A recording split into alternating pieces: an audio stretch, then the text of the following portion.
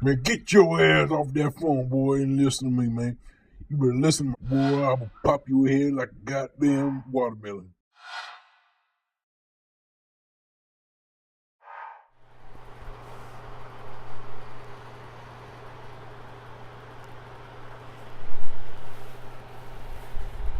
Yeah, camera right here.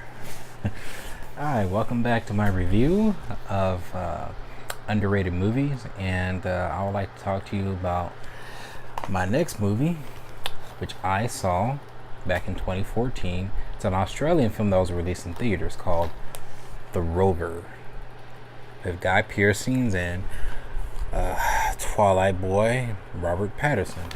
And I know he's been wanting to get out of that. Oh, I know he wants people to forget about that, but this is I won't say action film. This is more of a post-apocalyptic drama thriller about a loner named Eric. I believe his name's Eric in the film. His name's hardly mentioned, but I believe it's Eric. I think he is mentioned as Eric in the film, who is a loner who happens to witness a carjacking. His car gets stolen. Carjacking. He witnesses someone stealing his car. He's trying to get his car back. That's until he meets someone, Robert Pattinson, who has some sort of a disability, finds out that he is related to one of the scoundrels that took his car, and they go on a journey of trying to get his car back. The movie, when I watched this movie,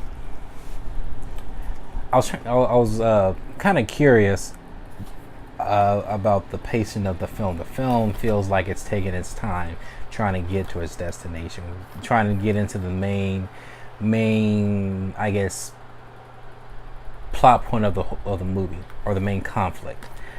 I believe the film has a lot of exposition, especially after the plot is set up, where Eric's character, played by Guy Pearce, who I think this is his best film, tries to figure out how he's going to get his car back. So he wanders to a variety of people in this wasteland to see if they know anybody or anything that could lead him to get his car back. So I thought that sequence took its time. Actually, I thought it kind of dragged a little bit, trying to get on to the next point of the movie, until he runs into Robert Pattinson. I thought Robert Pattinson's acting in this was much more believable than, Twilight.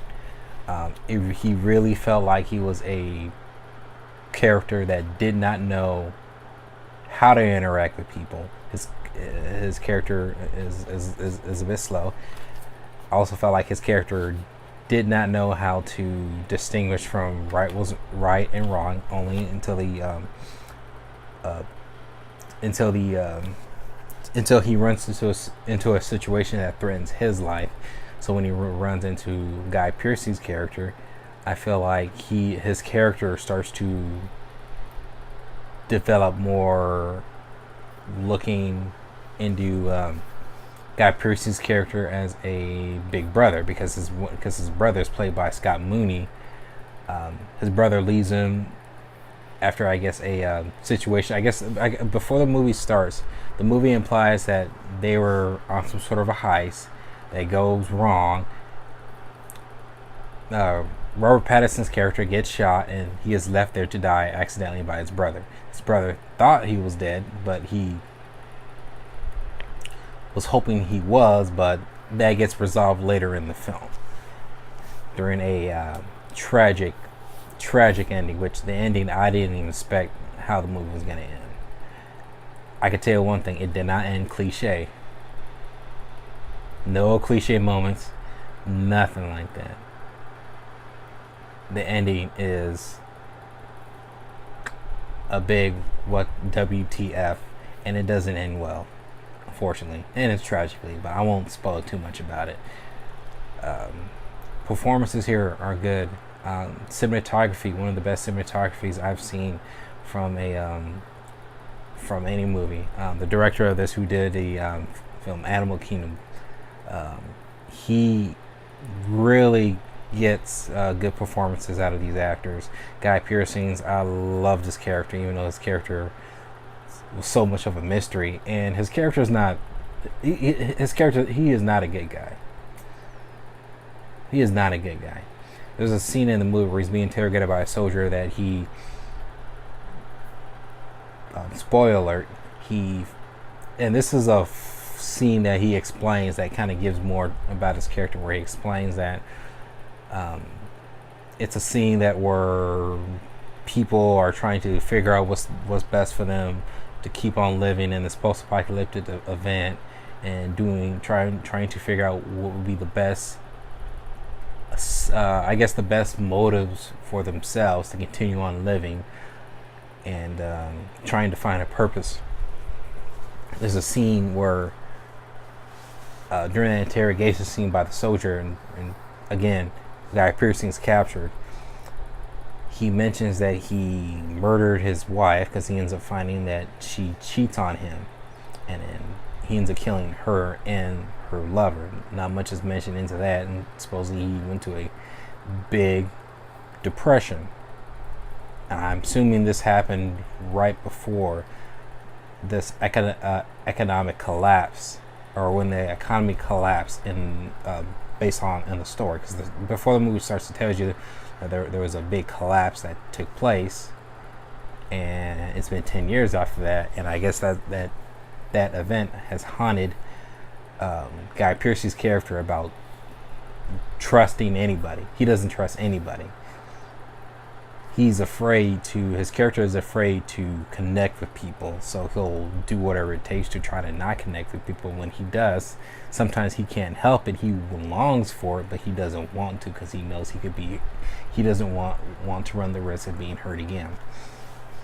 Where Robert Pattinson's character is the complete opposite, where he feels like he can't relate to people, but he wants to. With his disability, he wants to. His character is kind of like this carefree but very childlike personality, that he wants to feel careness from his brother, but he's not getting it.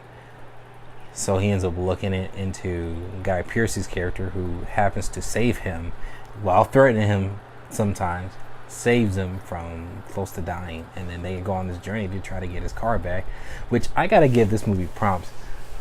And I don't think, okay, maybe the Fast and Furious movies, but anyway, has a character who will desperately travel across the country to try to get his car back. That's ballsy. I mean, shoot, that character really loves his car. Loves his car. Now, the issues I have with this film were pacing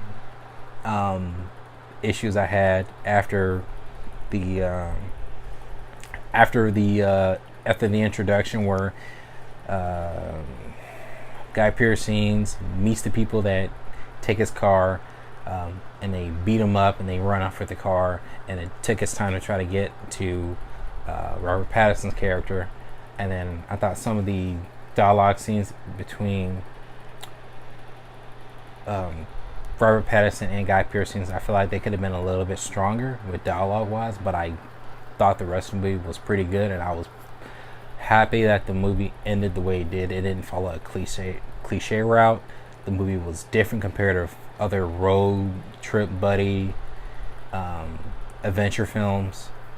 I was happy with the budget that they ever do. I think the movie was made with under $12 million, and for everything that they put into it, making the post-apocalyptic setting felt very realistic. Performances here were top notch. I think that's really the only complaint about it. The action scenes in this kept on a realistic ground. I do have a favorite scene where there's a shooter at a hotel scene, but I think this movie is a definitely check it out. I think I'll give it 4 out of 5 stars. It does take a little bit of time to progress on, even for an hour and 42-minute film, but when it does kick in, it does give you the journey that you're asking for an adventure drama. The movie is violent, not too graphic, but it does have some horrific scenes where it is unsettling to watch at times. But scout this movie out. I highly recommend this film, and I hope you like this video. If you do like this video, you can like it, and you can find me on Stardust at AJ Film Guy. I have more reviews on there, and those reviews are strictly just random any movie reviews that I do to give an opinion on a movie that I hated or enjoyed. So enjoy. So if you enjoy this video, like it, and I'll see you in my next video.